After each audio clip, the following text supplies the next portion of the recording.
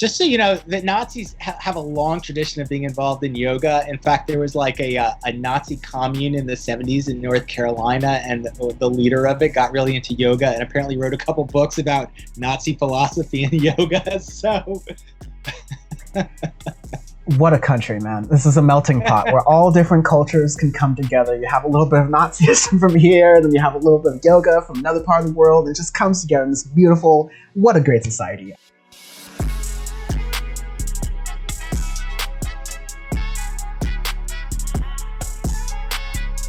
Hello humans, it's Dan. Welcome to Power Report. I'm late to recording the intro for this episode, so I'm going to be really quick with it. But in the midst of the end of election cycle barrage of news, one thing you might have missed is a right-wing militia's plot to kidnap the governor of Michigan, Gretchen Whitmer, in response to the COVID lockdowns.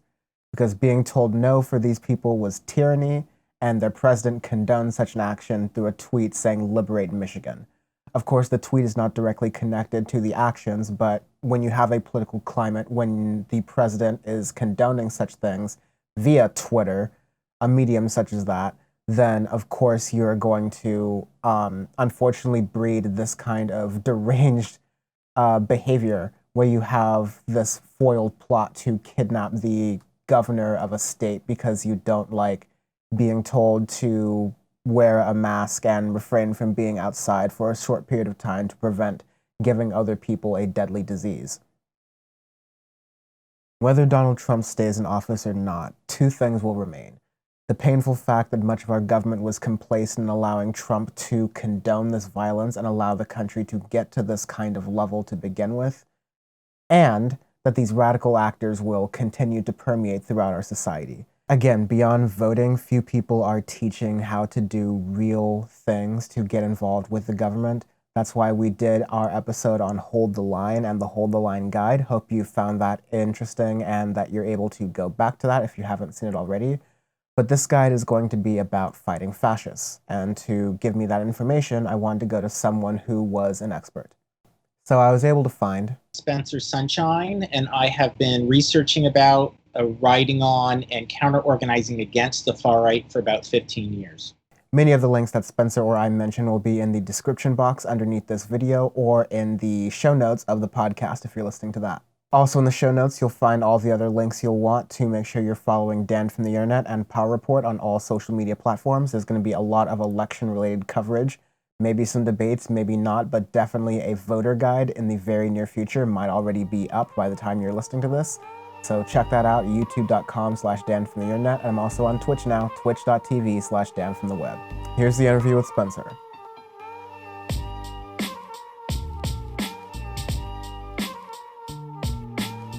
Spencer, thank you very much for joining me and coming on. I first heard of your work through Jared Holt's podcast Shitpost, and where he interviewed you and kind of talking about the 40 ways to fight fascists. And this is something I've been interested in, not just fighting fascists, but just more broadly, the idea of what do people do beyond watching the news, right? Because just going out and telling people to vote is not enough to save our country from the place it is in right now. There are a lot of people who are in power right now who are okay with the fascistic aspects of American culture gaining even more power. So my first question to you is, what made you realize that there was a need for like an actual written out steps and a list, a guide to show how to fight fascists? Well, as Trump was campaigning actually in 2016, we saw like a huge rise in organized far-right groups, not just neo-Nazi groups, but new groups that were a little more ideologically moderate, but were very aggressive and violent, groups like the Proud Boys and others. And there was some media attention to it, but there wasn't a lot of actual on-the-ground organizing. And this continued up through Charlottesville in particular. I was at Charlottesville, and the thing that struck me the most there is that no national nonprofits tried to turn people out on the streets. There were about equal numbers of Nazis and counter-protesters, and that it was clear there wasn't a lot of grassroots counter-far-right organizing going on. At the time, the Antifa movement was expanding, and they do this work, but a lot of people did not want to get involved in it. They had either a misperception about how much violence was involved, or even the veneer of violence, or even the philosophical acceptance of it was too much for them. So I was really frustrated that grassroots groups weren't either popping up or being no one was encouraging their formation. And so I wrote this guide. The original version actually came out in 2018, but we wanted to redo it, change the language, and a bunch of other things. And it seemed to be like that the time was ready for another injection of these ideas. So I was really trying to spur people. I was really shocked about how much far-right organizing was going on, how many new groups were appearing, and how little was being done about it. There were a lot of media articles. There's always national groups like the SPLC, the Southern Poverty Law Center, that write good articles about it. But information and research is necessary but not sufficient to counter far-right groups. They're very aggressive. They can do a lot of damage to communities. They hurt and kill people. They change the political temperature of the communities, and you have to counter-organize against them, and people just weren't doing it. So this was my attempt to spur people into taking these kinds of actions. And I'm glad you're doing it. I'm glad folks are realizing and kind of snapping out of the complacency of the moment. I've spoken on the show about how my kind of concern with politics is not, I mean, I have many concerns with politics, of course, with everything going on, especially in 2020. But one is the lack of action from everyday people who seem to understand how bad things are and how bad things are going. Understanding the material conditions that we all are in, that like we need to like make rent if we can, like put food on the table if we can, and all that stuff. It's just especially harder during this year. But even with the capitalistic pressures that kind of hold people back, it seems like there's no sort of desire from the mass public to even like sort of see how bad things are, and then even if people see how bad things are, like what to do from there and actually getting them there. And so on the first point of seeing how bad things are, I think there's still a lot of people who freak out when people throw around the word fascist or fascism in the United States. We're taught in our bad history classes that that's something that is over with and gone from like the 1940s, just like fascism, end button, no more. But I guess as a very preliminary thing, I don't know if that are many people who are watching or listening to this podcast who feel this way, but convince someone, or like how would you convince someone or explain to someone who is on the fence of even the idea of that F word, that fascism is here and present in the United States if you somehow do not already see it? But I think coming from a fascism expert, I think it would help to sort of hear your take on it.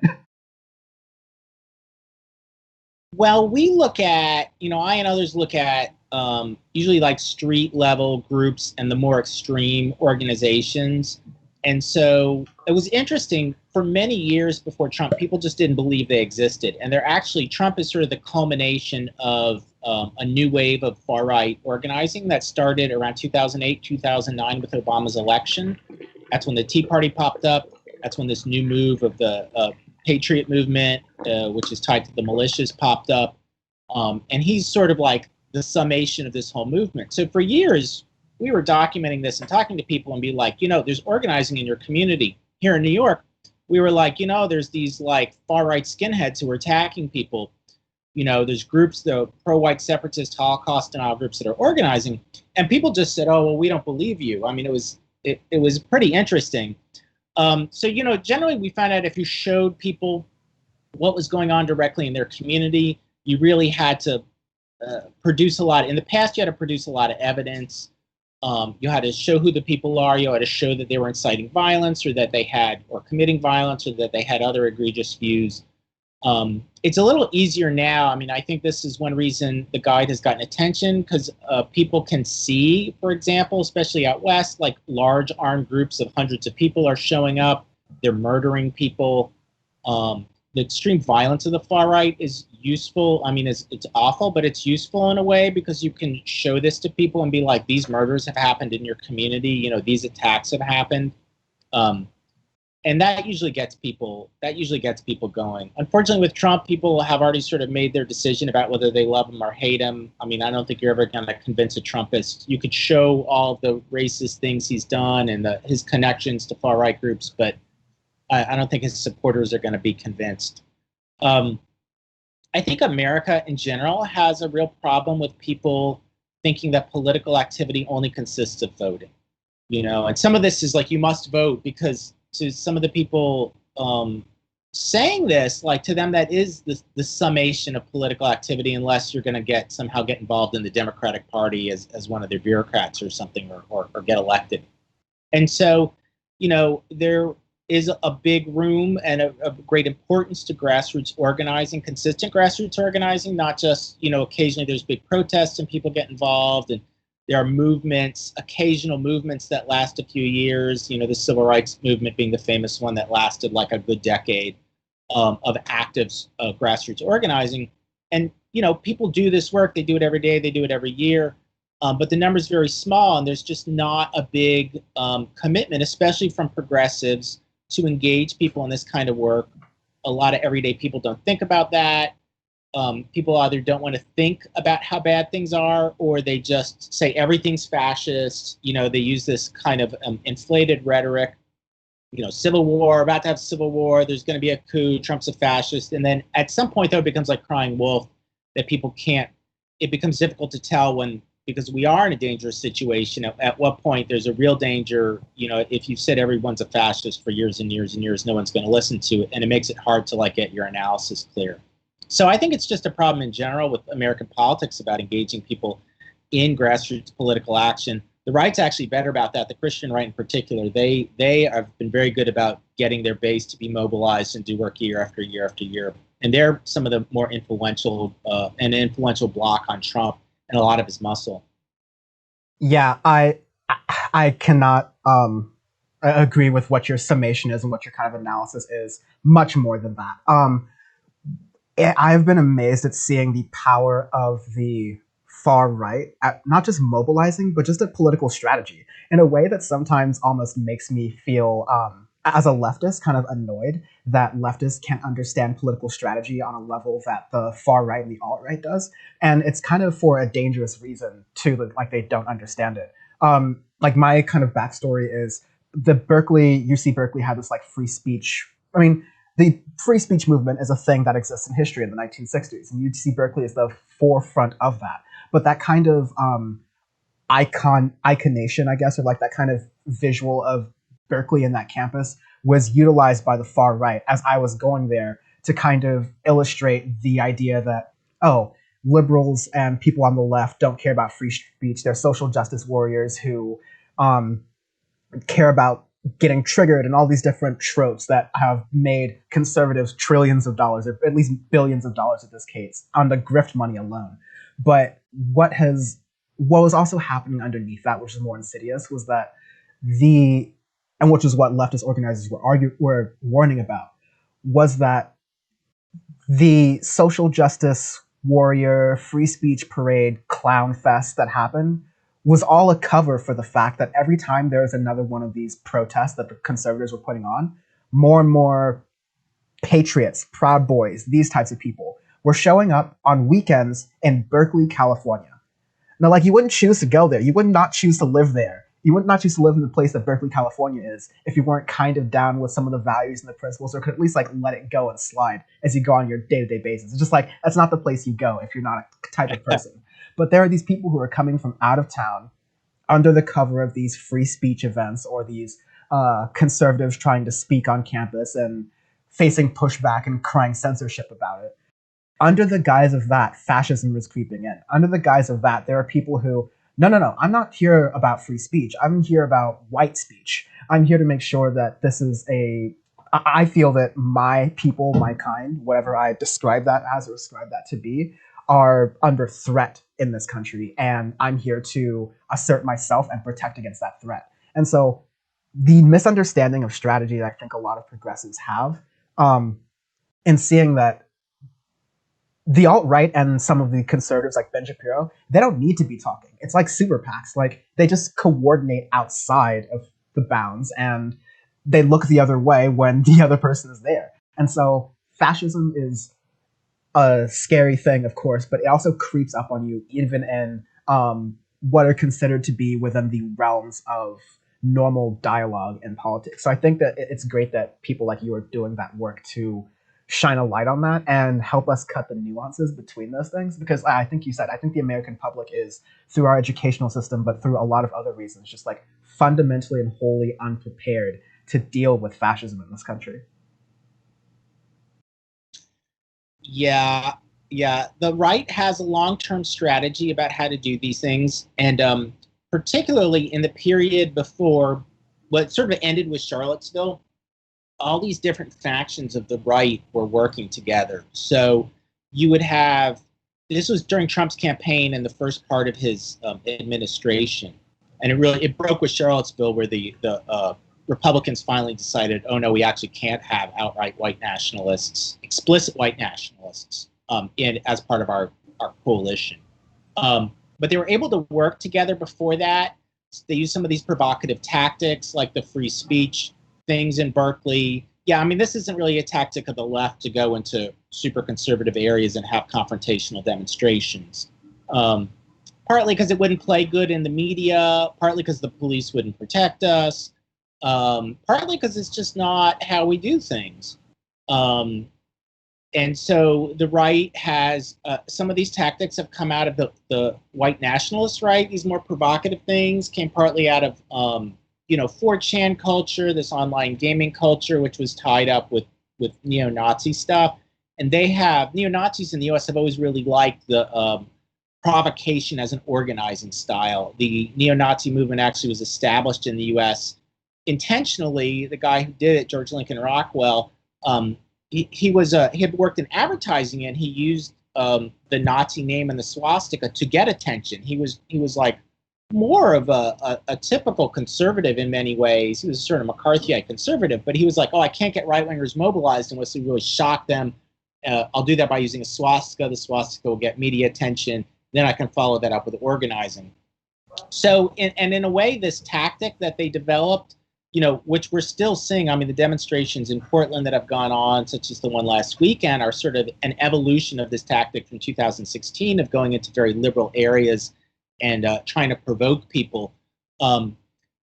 Started as much more far right than it sort of ended up being. It started with much more white nationalists. It sort of happened organically, and in many ways, it was an organic tactic, I think.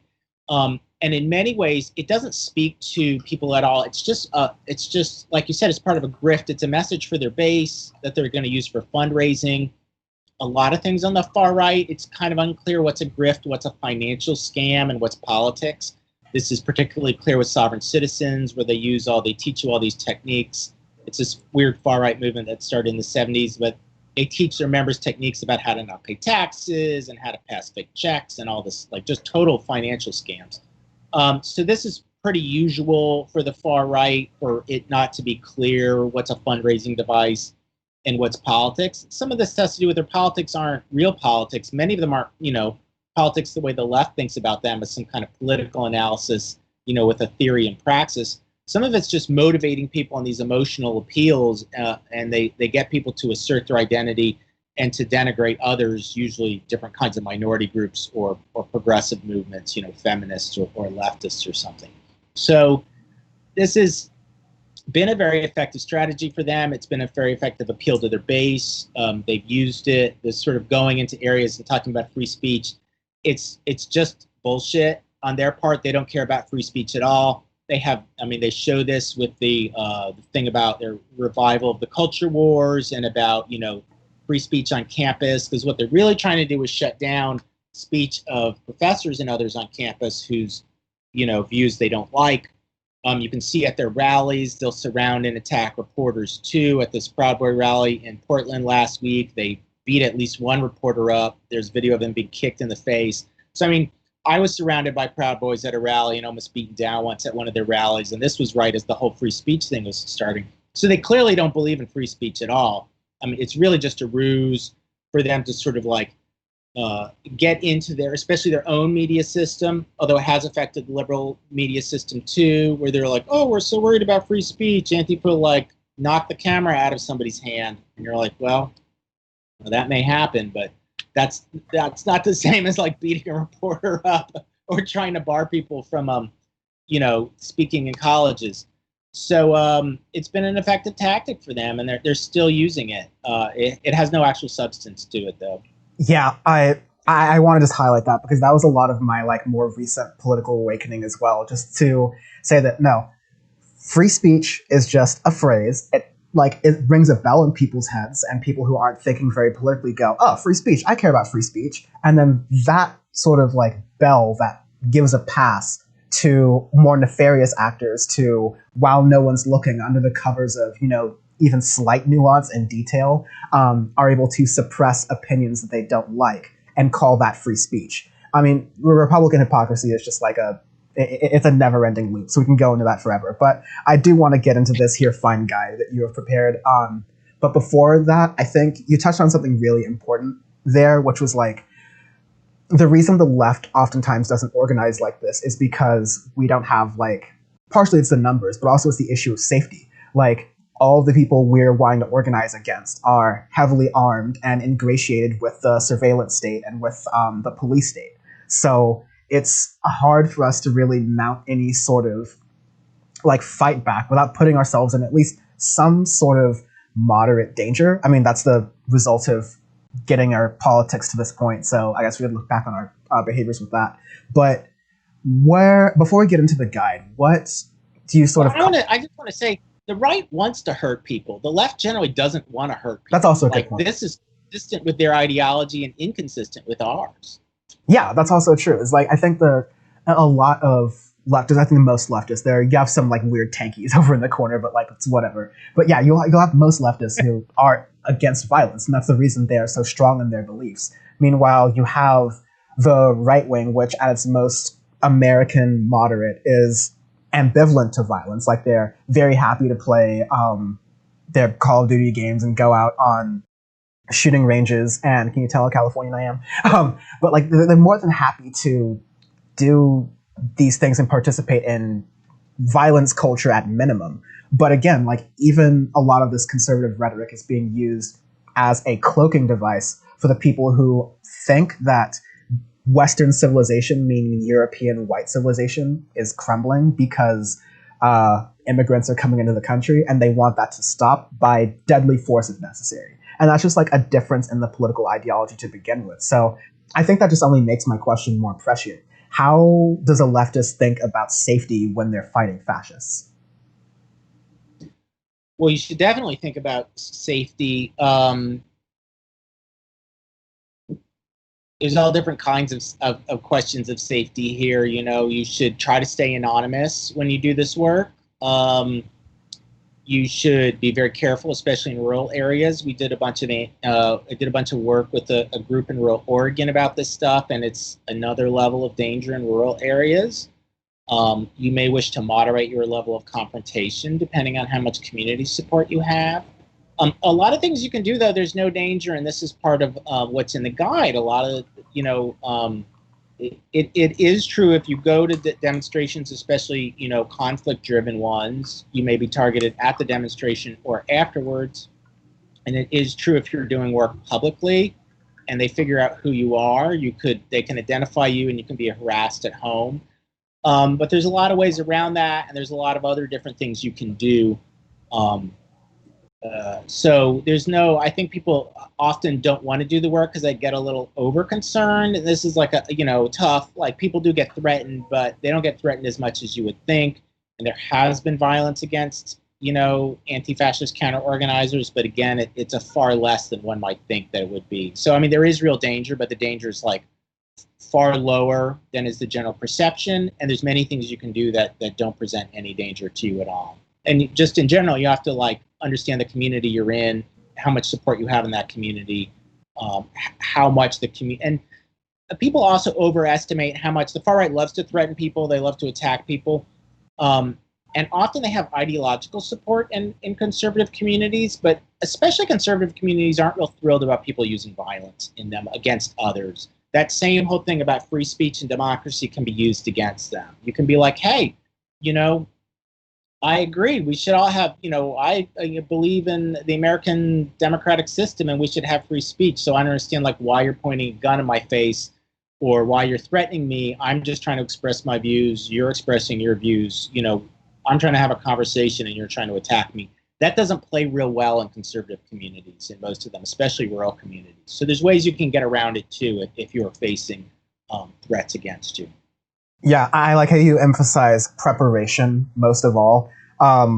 We've just got to, or people doing this work need to know what they're getting into and prepare for that. Know that you're getting into a place where a lot of times these alt-righters like to dox supporters and people who are like friendly to the left, who are like fighting against them, or like basically expose their information online. And yes, of course, that's a fear or something you worry about. But if you're already taking steps to protect your information online, then that's less of a threat. It's kind of like anything else in the world where, like, of course, there's varying levels to danger, but if you prepare yourself for the danger, then you're better prepared for anything to happen. So I would recommend to the audience that it's a lot like that. And I love that the way you really describe that, Spencer. I think that's really helpful.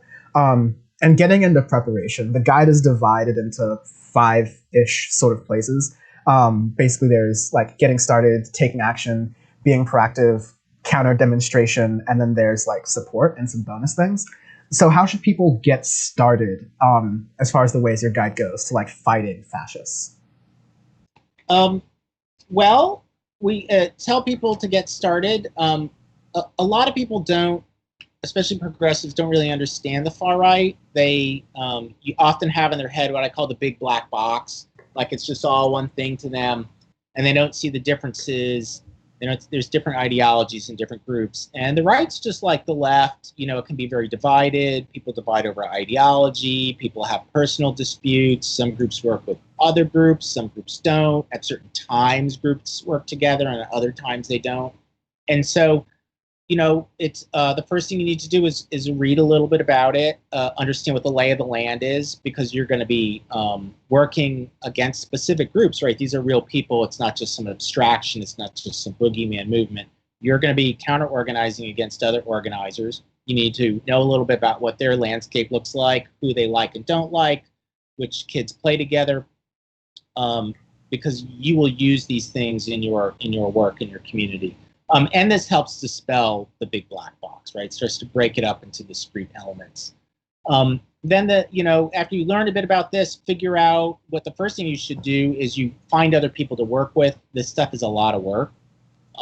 It's too much work for any one person to do themselves, even if you're just tracking what goes on in your county or your city. Like, it's going to be too much work to anyone to do it well. So you want to find few other people to do work with. You might find different allies than you normally, or different kinds of people than you normally do political work with. I think, especially if you're sort of deep in the left, people get used to working with people who are exactly like them, who believe a lot of bigger things exactly like them. This works different. You may be working with people you don't normally work with, who come from different political traditions, come from different backgrounds. And the main thing here is that people, and it's really a put out or get out kind of thing, which is one reason I like the work. You either do the work or you don't. There's not a lot of room for hangers on. So you want to find people who are going to, roll their sleeves up and do work, and, willing to work with others and get this work done. So it can produce some unusual coalitions. I actually kind of like that. And then once you've found other people, you've learned some about the far right, you want to start collecting information about what they're doing in your community. This is a very localized thing, especially at this point in the game. There are national organizations that talk a lot about national goings on. There's a lot of reporters on this beat now. There weren't so many like 4 or 5 years ago. Now there's tons of them. But they're mostly, paying attention to big things that are going on, what the big groups are doing on a national level. That they can't possibly pay attention to what's going on in every local community, but that's where it's going to affect you if people are organizing, if they're making threats, if they're, forming paramilitary units, if they're influencing public officials, if they're having demonstrations, if they're threatening communities. And that's where your real ability to engage in is. So you want to start collecting information on the specific groups and activists who are in your community, far-right ones, along with the people that you've, figured out who to work with. And that's the first step, and really the most important grounding to take. The one other thing is, as much as you can, remain anonymous while doing this. Like, even if you become public, like, it does become a problem. They can't threaten everyone. The good thing is there's many more of us than there are far-right activists, so they could never possibly threaten everyone. But the best thing to do is to remain as anonymous as you can for as long as you can, because then it's just not an issue. Like, so that's just, the first off thing. So as you've gotten together and are starting to collect information, don't tell anyone you're doing this. Then you'll have a head start. That's all very good advice. I like the emphasis on local things. I think oftentimes we get obsessed with national politics, thinking that that's the end-all be-all of where our political action ends, much like with thinking that voting is the end-all be-all with our political action. But no, voting is just the start, and local politics is arguably far more important than national politics in the sense that there are fewer players in the game. So it's an opportunity for you to really make a bigger impact than like an outsized impact than you really have. The way that powerful make an outsized impact in our political process beyond their one person, one vote is money. They have a wild amount of money, and that can buy you a lot of propaganda and a lot of buses full of fake protesters to protest your mask mandates around the country. We don't have that money, but what you can use is your local political power, because if there's only 3 people arguing over a political subject locally, one of those 3 people is going to win their argument locally. You're just like fighting over fewer people, and local is where you can have more of a direct impact because people kind of face that or see what's going on. I guess, do you have any, other than just saying, look online, check your local newspaper, because online is a little bit of a labyrinth, and local newspapers in some cases might even be preferential or impartial to local fascism. But is there anywhere you recommend people find information on their, like, what's going on locally? Like, is it just Facebook? Like, what's going on? Yeah, newspapers are good. You can see what their reporting is. Even if they're sympathetic to the right, they may be more likely to cover their activities. Generally, at this point in the game, most states have somebody collecting some kind of information, and you can go pick out who's in your area. You can go to the national organizations like the Southern Poverty Law Center or the Anti-Defamation League or the Political Research Associates or whoever, and look through their website and see who's in your area or state. You can start with state and then break it down. You can search. So you find some starting places on the internet, and then see political movements want to do outreach. They want to reach people. And then you basically sort of become a member of their movement in a way. Now you'll basically create a sock puppet, a fake account online, and start, subscribing to their different, whatever their social media feeds are, or mailing lists, or watch their videos, who's active in your area, and you start acting like you're a sympathizer, and you're, following all of their stuff, and you figure out, and you use that as your entry point to figure out who's active in your area, what they're doing, and then, where you figure out the lay of the land that way. You essentially become a member of the grassroots member of their movement, or you pretend you do. Yeah, it's the sneaky, the infiltration parts of it. Now the second part of your guide is take action. And this guide is, if you're listening to this podcast, it's structured very differently from the Hold the Line guide that I talked with Miriam about a couple weeks ago, in that these are just like 40 steps. There's details on them. I'll link to the guide in the description or the podcast show notes. But these parts are kind of divided in steps, whereas the Hold the Line guide is more chronological. So the second part of this is taking action. It's a bunch of different ways that you can take action in this space. Could you talk about some of those ways, and maybe maybe like the stronger ways or things that work the best out of what you listed for taking action against fascists? Yeah. So one thing I was to say, there's 40 things in here, and you can do them all. I mean, I probably have done them all at some point in my life. You won't be able to do them all at once. You can pick and choose which ones you like. Some of this is designed for people of different identities and abilities. Certain people will get targeted harder by the far right, and you may not wish to be so exposed. So some things are definitely safer. There's things you can just do at home, so they're available to people who are unable to leave their home for whatever reason. So they don't all have to be done in sequence. It's a lot of work. So taking action, one of the things that does have to be done on a local level is taking down far-right propaganda, and ideally replacing it with our own outreach materials. This turns a loss into a win. Some areas are hit very frequently with far-right stickers and flyers. The big alt-right white nationalist group focuses very heavily on putting propaganda up. They're called Patriot Front. And so, like, there's neighborhoods here in New York that, like, every month the white supremacist propaganda goes up, so the people in the neighborhoods have to go out. If you're worried about razor blades behind stickers, it does happen once in a blue moon. Just use a scraper tool. You know, get a set of your own stickers or flyers and put them up over that. You know, we want to limit their outreach. We want to limit, you know, when they do that, it's sort of like a dog pissing in an area. They're like claiming the area as theirs. You want to make sure to show it that there's opposition in that area, and you're not going to like let them have your neighborhood. I love the dog piss analogy for fascism. That's a pretty good one. You're coming with the hits there, man. They're like, I mean, they act like gangs, you know. It's like, oh, this is our turf. Then you want to be like, no, you know, putting tags up or whatever they're doing. And in some cases, they are literal gangs. They're still skinhead gangs, and so they are literally doing that. Once you've collected information on them, you want to figure out who their most prominent activists are and who are the people who are engaged in violence. Find out, get pictures, find out where they work, find out where they live, get information about them, and then releasing it. This is called doxing. This is your most powerful tool. It is legal. It is nonviolent. Some people don't like it. I didn't say it's a nice thing to do for somebody, but they're not nice people, and we have to use all of the legal tools that we have in our toolkit to counteract them, because they're using illegal tools. They're using violence, and they're very aggressive. You know, their ultimate vision is a vision of violence against most people in our society. So releasing information about them. Once you've released this information, and I suggest different ways that you can do it, we try to target them. We want to contact people in the communities where they live and the place where they work. We encourage people to try to get them fired at work, and to tell their neighbors. You can put flyers up in their neighborhood. You can go door to door. You can buy a mailing list of who the people live that near them are and send letters to them. Make sure it gets in people's hands. Go to, you know, and tell them who their neighbor is. Go to stores, ask the stores not to serve them.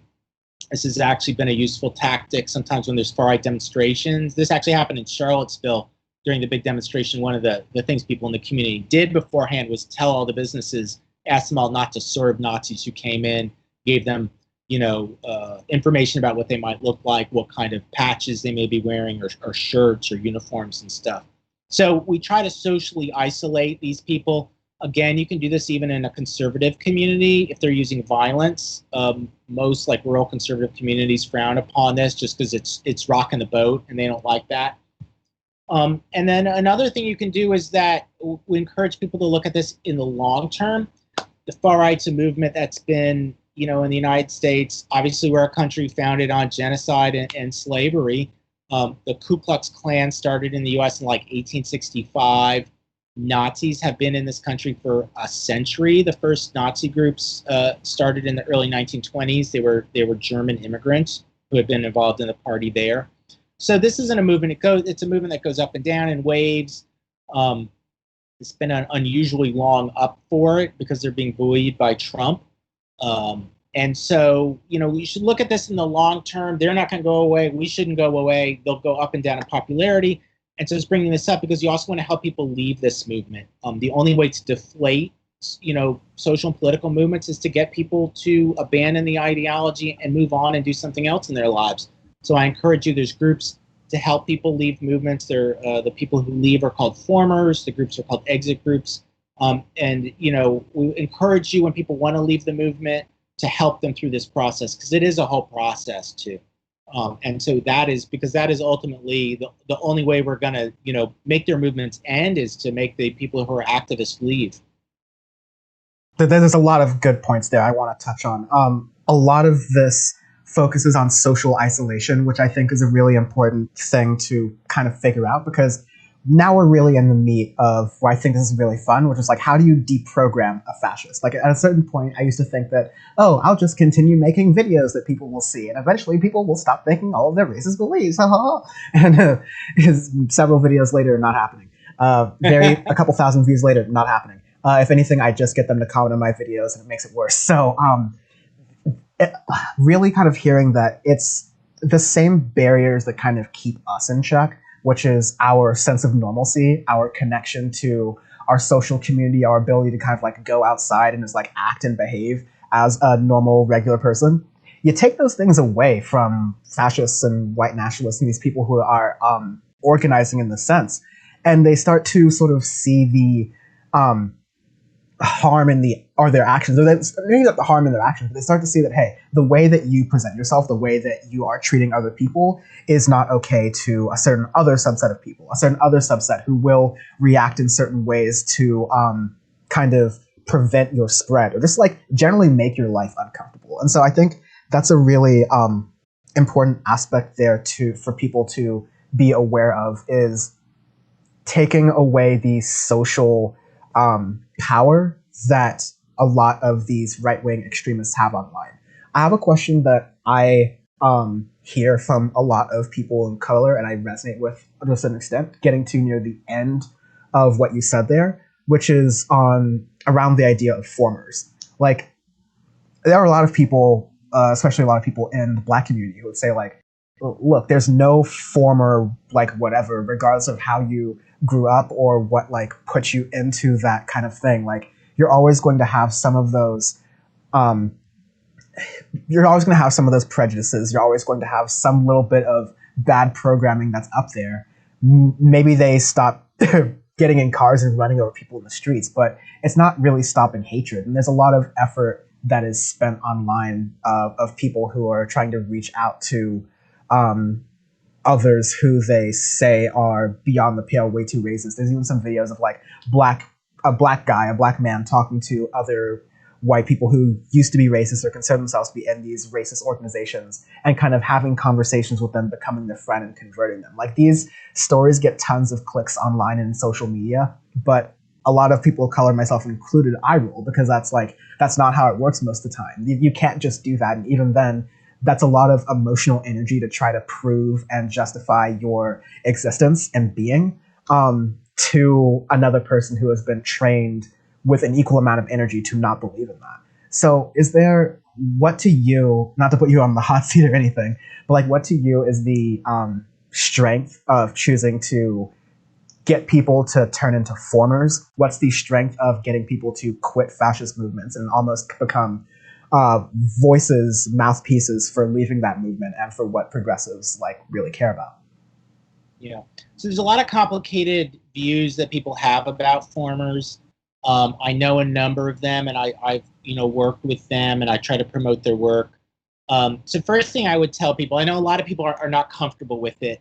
They'll never forgive them, and I tell these farmers, because they're struggling too to move on with their lives, and they have conflicts with people. I've had to intervene sometimes in these conflicts and be like, leave this person alone. And I'm like, some people, I tell them, I'm like, some people will never forgive you. I would say, the first thing I would say, and I'm going to say formers, they don't just, Nazis don't just threaten people of color. They do threaten people of color, of course. They threaten Jews. They threaten feminists. They threaten LGBTQ people. They threaten leftists. Lots of different people are the targets or former targets of former fascists, too. So it's just a broader question. You don't have to. I would say, first thing, forgiveness is a political act. This isn't, I know who this guy you're talking about is, who makes friends with them, and I don't think that's the preferred strategy. We usually wait till they reach out. There's organizations they can reach out to. There are certain people who do try to engage with them and facilitate this work. A lot of it is once they've reached out, then you start working with them. And a lot of the people who do this work are formers themselves. And, I really appreciate that because they could have just moved on with their life, that they're sticking around to sort of help other people over the bridge. So again, I think forgiveness is political. This isn't an ethical thing, asking, you to let go of your anger. It's just like, it is the best thing we can do. Our best outcome is have people leave their movement. Like, just for us, from our own political viewpoint, that's the best outcome we can have. And we really, just from a tactical perspective, want to promote that. Also, you don't have to do it. You don't have to forgive them. You don't have to do this work with them. Other people are doing this work. The best people to do this work are formers themselves. If you don't feel comfortable with it, just please don't get in the way. You don't have to interact with these people, but do let them go on their way. There's a real problem with recidivism. If people are too won't accept them leaving this movement, they'll go back into it, and that's the last thing that we want. This is a big problem, and this is one reason that the formers need help leaving. Sometimes they get so deeply involved in it, their job is tied into it, their relationships are tied into it, their friends are tied into it. This is what they do with their life, and it takes a while to move out of that. So there's real practical reasons that we stress this. And again, if you don't feel comfortable doing this, you don't have to do it. It's not like something that requires really masses of people to do, but it is a really important political thing. And you can isolate people socially, even if you've doxed people, gotten them fired from their job. Well, now they're sitting in their house and stewing. They have possibly have more time to do activism. The best outcome is to get people to no longer be Nazis. And we don't necessarily want them to be on our side. We don't need them to sing Kumbaya. We don't need them to love, people that they formerly hated. We just need to politically neutralize them. You know what I mean? Like, they can go become stamp collectors. They can become everyday Republicans. Like, I don't care what they become. They just need to stop being Nazis. Yeah, and white groups, there's actually been a problem where some people are claiming they're not white nationalists, but they're becoming, really serious Trumpists, and we can't accept that. But if they want to become a more run-of-the-mill conservative who sits at home and votes Republican, that's their choice, Yeah, I like to remind people that politics is fought on a number of different fronts. And so if there is a front that is working on the margins somewhere, like, again, this goes back to this whole leftists and strategy thing, like, break it down, think about it for a second. If we can convince these formers to do the emotional and labor or whatever of talking to other people and getting them out of the movement that way, meanwhile, we're working on a political angle to vote the fascists out of power to the extent we can. We're also working on the streets to make sure that they have less of a presence, working through the courts and the criminal justice system to make sure the fascists within those systems don't win. Like, we fight on all fronts. That's the whole point of, like, having any sort of coalition and, like, winning a damn thing, which it seems like liberals and the left have forgotten to do. So I guess it's worth reminding them. So, like, I ultimately come down your side of, like, look, not everyone is going to love every single position or tactic, but there are ones that work for a reason. And as long as we're still, like, reading up on it and, like, doing our due diligence on it and making sure that tactic isn't being used for outside harm acts or doesn't have any, like, negative outside ramifications, we should leave it be and see what use it has to the overall big picture. Converting racists and having nicest conversations with them is not going to solve racism. It's not going to fix everything, but it might, like you said, make it so there's 5, 10, a couple hundred, several hundred fewer white nationalists and fascists that they have to kind of call on when it's necessary. Fewer going to these random cities and protests to stir up trouble. Fewer on social media.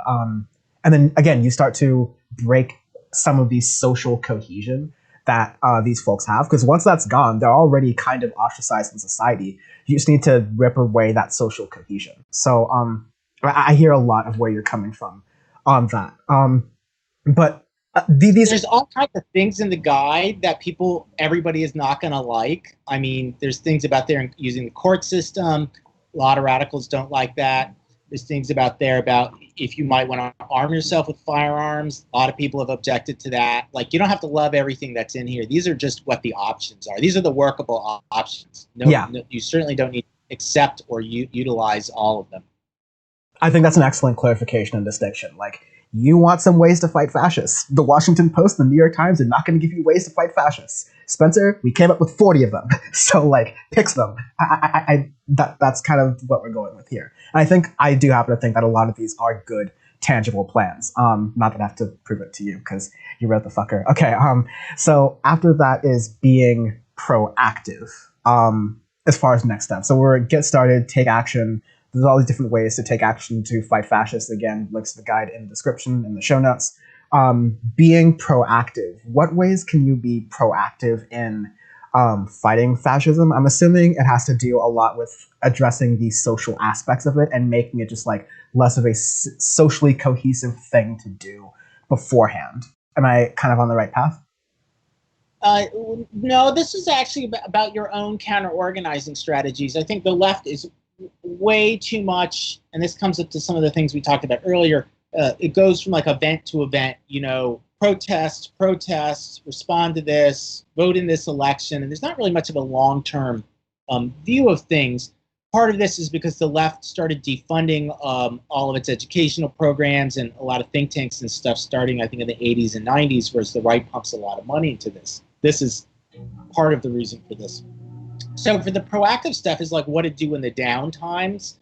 We don't want people just responding to, oh, there's a fascist demonstration. Oh, there's paramilitaries in the streets. How do we respond? There's other stuff you need to do that will help facilitate your response, in particular, and help make it your community a more difficult place for them to organize. So one of the things is in downtimes we do this, we'll hold fundraisers, because when there is an emergency, when you have to have a demonstration, when you have to respond to people being attacked or injured or things, you're going to need money. All political movements need money. So we tell people to fundraise ahead of time. Often there's a big event, there's a crisis, then you need money, then you have to, instead of doing political work, go through a fundraising sequence, and that takes a lot of your energy up, and you don't have to do that if you fundraise ahead of time. A second thing, and this is good, I think, for certain kinds of people, is form an emergency response team.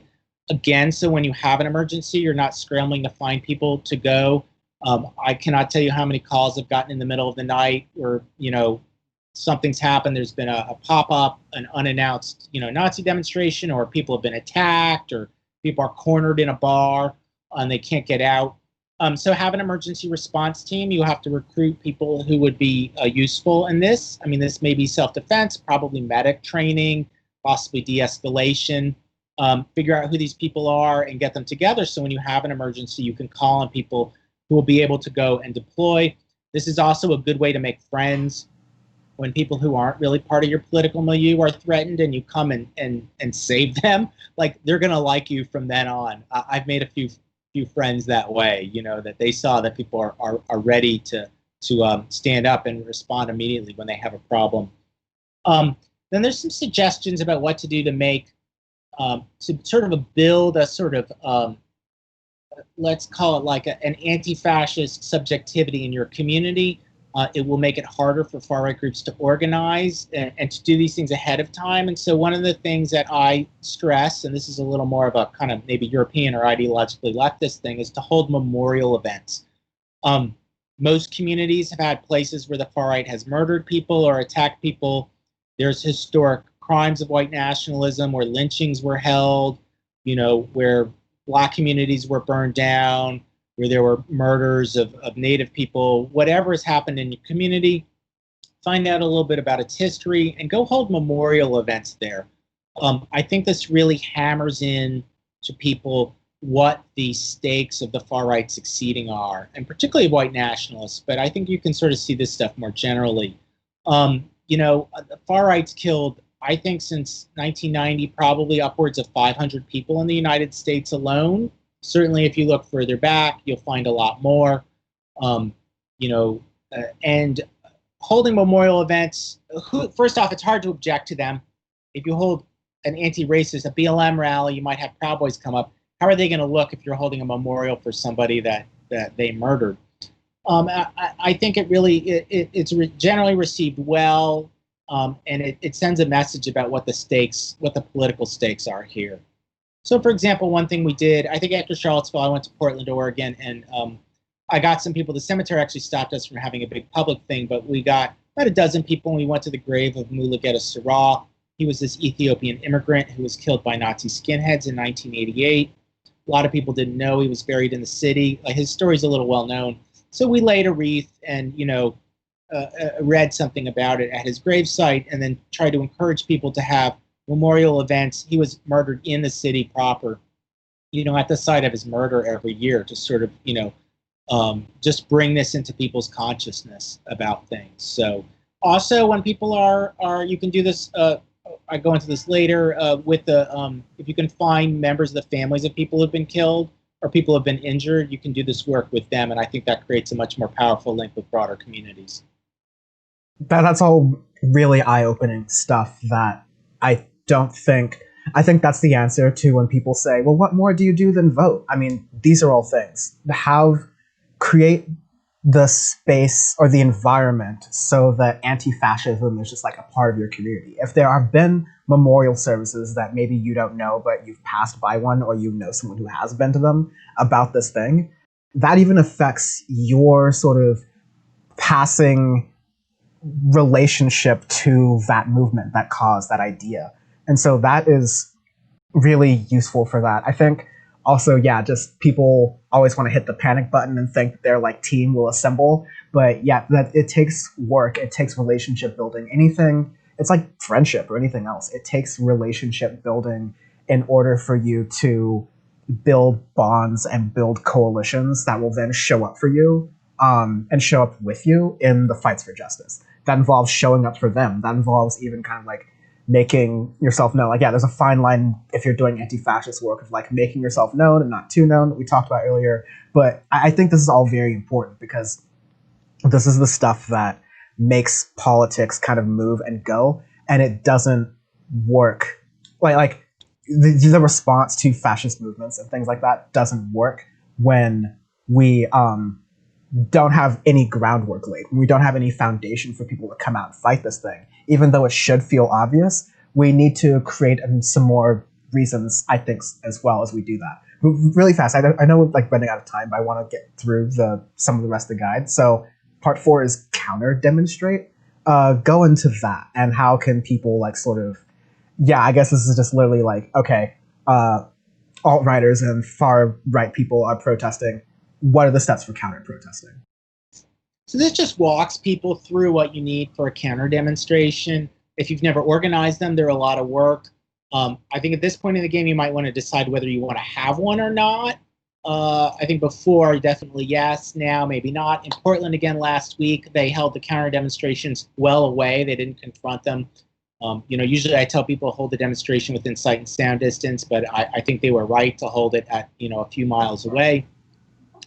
If you've never, this is a bit counterintuitive, but this is actually a really good place for people who can't go out into the streets to get involved, because there's a ton of work that are involved in big demonstrations, and a lot of it can be done at home, making banners, arranging for housing from people out of town, again, fundraising, doing media, being a comms team. I mean, often organizers, when they go to the demonstration or counter demonstration, they're too busy to be on social media, so you need, you could be somebody just sitting at home running the Twitter feed for it.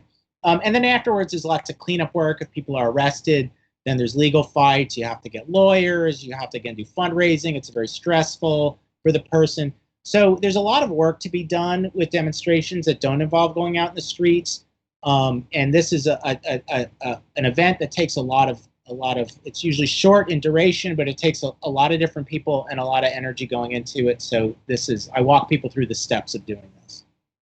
Yeah, and it's like a not high risk, high reward per se, but even though it's a short kind of demonstration, it's very important to have this, like, to show that, much like a gang sort of scenario thing like you're describing, if, like what happened with me in Berkeley, if the Proud Boys keep coming and their show of force is stronger and stronger and their numbers keep getting bigger and bigger, then that's less of an incentive for them to stop. If the Proud Boys start showing up and there's an equal number or double or triple the number of counter-protesters and they can't do much of their stuff, and even though the police are there likely defending them, they can't really make their presence known, then you'll start to realize after a little bit while they, like anyone else, go, hey, this shit sucks. It's getting kind of old now. Let's maybe like try somewhere else or just like do a different tactic and strategy. So I'm glad that you don't sugarcoat it and say like, this is detailed stuff. You should go into it. Starting counter demonstrations is very difficult, and especially in this political climate as we're leading up to the election, you want to be very cautious about it. But it takes a lot of work, and it's a team to do it. And it does like seem very crucial with this. And when it comes to being supportive, which is like the last step, that also having that counter demonstration, I think, helps with that support as well. What are some of the other ways that people can be supportive in fighting fascists? So yeah, there's a lot of different kinds of support work that's important here because there is a risk at this stuff, and there are people who are hurt by the far right. And I think it's unfortunate how little support people get from our political movements, and that should be expanded. So the far right loves to threaten people. It's just like their favorite thing. So you should support people being threatened in whatever help they need. They may need help like clearing their digital footprint. They may need help securing their house or their property in case there's a home invasion. Help people who've been arrested. The whole process, once you've been booked, of getting bail or bond, going through a court trial, dealing with getting a lawyer. It's all very intensive. It's very stressful. It can be very expensive. People need support with this. That can be as simple as showing up into the courtroom when they have court dates. People really, really appreciate that. I can tell you, I've spent a long time in court. It's very important to them psychologically. If people are imprisoned for their actions, it's important to support them. It can be very expensive to be in prison. It can run up to like $10,000 a year if you want to give a prisoner money in their commissary, or give their, pay for phone calls, send them books, help their family come and visit them. Often they send prisoners really far away from their communities where they're based. So that's a thing. Again, that's a very safe thing you can do. You can do it at home. There's not really any exposure. It's just you interfacing with the prisoner. And it really means a lot to them. It's hard when there's these political movements that get people in trouble, and then sometimes they don't get support and they feel like they've been abandoned. Sometimes feel like they've been pushed into things and then abandoned, whether that's true or not. We don't want people to feel this way. And we don't want their family and their friends to feel this way. And then the last thing was one of my favorites. Fascists, real like white nationalists in particular, tend to recruit from very discrete communities. They go into like the skinhead or punk rock scene or neo-folk scene. They go into specific religious communities, Satanists, heathens, which are Northern European pagans, certain Eastern European Orthodox Christian churches, and recruit there. And what almost always happens is people in those communities are being targeted for recruitment. Online gamers is a very popular one now. Will be unhappy with this and start to push back, but they may be outnumbered. The community may not be sympathetic. The community actually might be sympathetic to the white nationalists. So we encourage finding where people are pushing back and supporting them with whatever they need. This is starting to happen right now in the yoga community. QAnon, this far-right conspiracy theory that involves pedophiles, supposed pedophiles and Satanists, have gotten their claws deeply into the holistic health community and in the yoga community. And there's a well-known yoga influencer who's starting to do counter-propaganda against it and get her friends to do this too. And I think this is absolutely brilliant because it cuts them off at their base. This is where they're getting new people, and we want to stop this. And so I really encourage finding people who are pushing back inside of these communities and figuring out, supporting them in whatever way they need to do it. The members of these communities themselves are the best people to push back against this stuff. This is a problem inside the Satanist community. If you try to go into the, say like Nazi Satanists are bad and you're not a Satanist, like they're not going to listen to you. They're going to think you're attacking all of them. This is really best done by other Satanists. And in fact, this is happening where there are anti-fascist Satanists who are trying to push the Nazis out of their milieu. And so, it's their place to do it. They know the internal dialogue's the best. They know the way to do this best, but you can back them up and provide them with the support that they would like to have. Yo, I'm still feeling some type of way from the way that you describe it there. Our yoga instructor, like there's QAnon yoga, like that has... I that one statement knocked me down a couple steps with like how much hope I have in this country. Honestly, right there, like that right did it. That is wild, because usually you even expect yoga as being like, oh, that's a hippie leftist thing, but no, it shows how prudent and how important social capital can be, and not just these movements growing and gaining power, but also fighting these movements. I do like how you said that, like it's someone from that community, someone from either the Satanist community or yoga community, any of that stuff. That's the best person to like deprogram and talk to these people, because it's like hey, one of us is talking to us. It's like that in any sort of context. You usually don't listen to outsiders, but if someone you trust based on your social boundaries of your community says something, you'll maybe not instantly agree, but you'll at least hear that out and give it more of an audience back then, which is why it's important to have co-conspirators who are former people who are like around these sort of spaces. So I think that really highlights that right there. Yeah. Yeah, just so you know, the Nazis have a long tradition of being involved in yoga. In fact, there was like a Nazi commune in the 70s in North Carolina, and the leader of it got really into yoga and apparently wrote a couple books about Nazi philosophy and yoga. So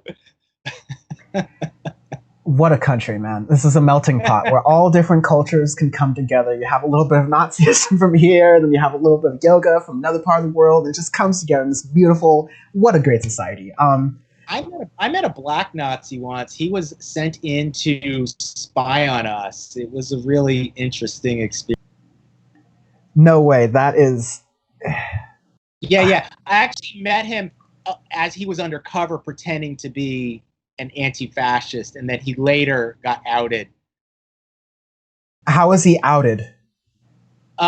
He had been, this is a funny story, he had been a cab driver in New York, and he had... there was a scandal. He would wear a swastika armband. He was this Dominican guy. He was a black Dominican, and he'd wear a swastika armband.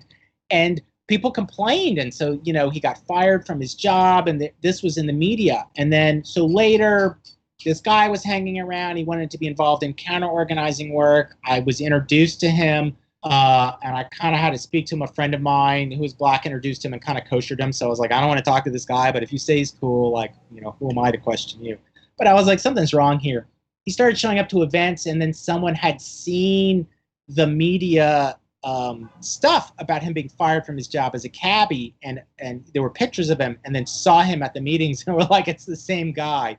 So people did some digging into him, and ended up he was actually tied to the big Nazi party in the U.S., the National Socialist Movement. We found a picture of him at one of their events with their leader. I don't know what was going on between them, how he thought about this stuff, but like at some point it doesn't matter, right? They're working together. So the guy who introduced me to him confronted him, which was good. And they were like, we know your real name. They're like, hey, you say you're so-and-so. He's like, yeah. They're like, show us your ID. There's a video of this on YouTube. They're like, show us your ID. We think your real name's X. We think you're working with this Nazi group. And the guy just sort of like walked off and was never heard from again. Damn. Yeah. There's all kinds of crazy things that you will run into. People you don't expect to be involved in these movements are involved in these movements. It's not just all, straight white men. It is a lot of them. There's a lot of closeted people. There's a lot of people of mixed racial backgrounds who are repressing this, and it's like coming out. You find a lot of people from, Jewish, you often mixed Jewish backgrounds who get involved in anti-Semitic movements. It creates all kinds of issues with people's identity, and it's a way for people, because it's so emotionally based, they get all kinds of odd people get involved in these movements.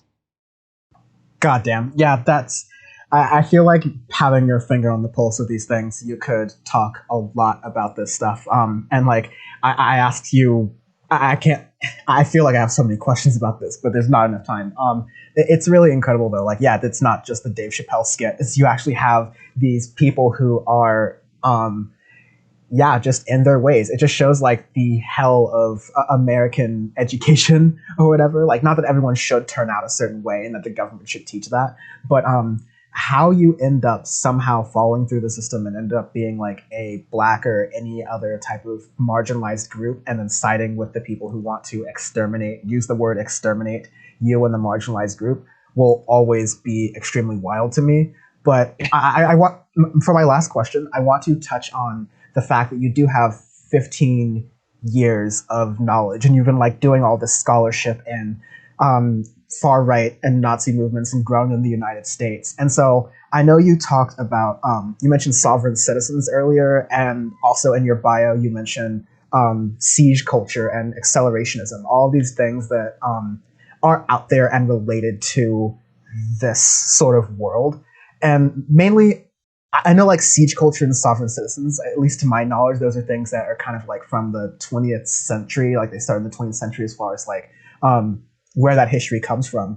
But could you kind of paint a picture for how all of that stuff relates to the movements and the tactics of today? Yeah, they both actually come out of around the 1970s. Sovereign Citizens come out of the work of a group called Posse Comitatus, who are sort of helped set up a lot of the militia and patriot movement. If you ever hear people say like the sheriff is the highest elected official in the land and can decide what's constitutional, this comes out of Posse Comitatus. There was basically a split in the white supremacist movement after the failure of states' rights and after the success of the civil rights movement. So one group basically became outright white supremacists, who became less patriotic. Used to be able like a patriotic American who could still believe in an all-white community. And so they were like, well, we have to create a white ethno-state, and the Nazism became dominant within that strain. The other was reacting to some of this stuff. They didn't like Nazism because National Socialism had a lot of government intervention and wanted to create a big super state. They wanted a highly decentralized kind of white supremacy. And so instead of states' rights, they basically moved to county rights. And as part of this, it created this whole, a lot of this stuff is very mythical. It's not based on social science or biological science, even though they make appeals to this stuff. It's based on myths of who the nation or the race is, or Christians are, or the family is, not facts. And so they created this really crackpot reading of the Constitution. Over the years, this one piece of the movement evolved into what are called sovereign citizens. They're people who don't believe, they basically believe that they can decide what's legal or not themselves. They often don't believe that any, especially federal laws, apply to them. They're kind of like right-wing hyper-individualists, often very mixed in with conspiracy theories. You'll find them amongst the militias. They get in shootouts with the police a lot. They're very violent. Again, some of the weirdness of these politics, a whole strain of it has gotten involved in the Black community, and they're sort of adjacent to Black nationalist politics. You'll see people claiming that they can't be convicted on drug charges. It got involved in Baltimore for some reason. It was established there as one of the places. And so these ideas are just making their way through our society in different ways. Sometimes this stuff isn't political at all, and these people are involved in all kinds of scams and grifts, especially like passing fake checks and things like that. I don't know how many people use checks anymore, but that used to be the big thing. The other thing, I was talking about siege culture. This is an accelerationism, which has been a very worrisome thing for the last few years. The pro-terrorism, the new wave of pro-terrorism neo-Nazi groups like Atomwaffen Division and Feuerkrieg Division and a bunch of other smaller groups that openly espouse terrorism follow a philosophy called accelerationism. In short, it's that things have to get worse before the Nazi revolution happens, that it can't, that they I think probably pretty rightly understand they're not going to build a successful neo-Nazi movement in the U.S. using legal means. They can't really just launch armed attacks per se and build a big army, so they just want to help create a chaotic situation where they think that the society will collapse, and then they'll have their moment to build a big movement. Some of this stuff comes out of, again, white supremacist politics of the 1970s. There was a group, the American Nazi Party, that was founded in the late 50s. They changed their name at the end of the 60s. They created a lot of slogans we still hear now, like white power came out of a slogan that came out of them.